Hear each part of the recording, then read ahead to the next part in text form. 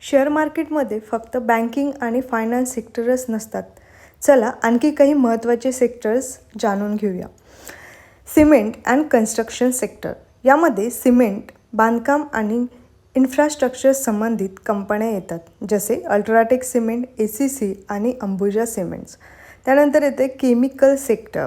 यामध्ये विविध रसायने आणि केमिकल प्रोडक्ट्स तयार करणाऱ्या कंपन्या येतात, जसे पिडिलाइट इंडस्ट्री, SRF आणि Tata chemicals.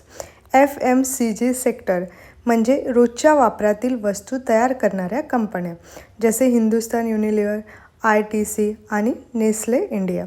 Engineering and capital goods sector.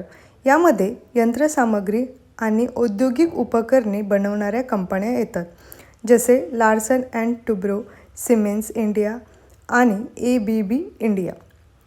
Food and beverages sector. यामध्ये अन्न आणि पेय पदार्थ बनवणाऱ्या कंपन्या येतात, जसे नेस्ले इंडिया, ब्रिटानिया इंडस्ट्रीज आणि वरुण बेव्हरेजेस. आणि इन्फॉर्मेशन टेक्नॉलॉजी म्हणजे IT सेक्टर.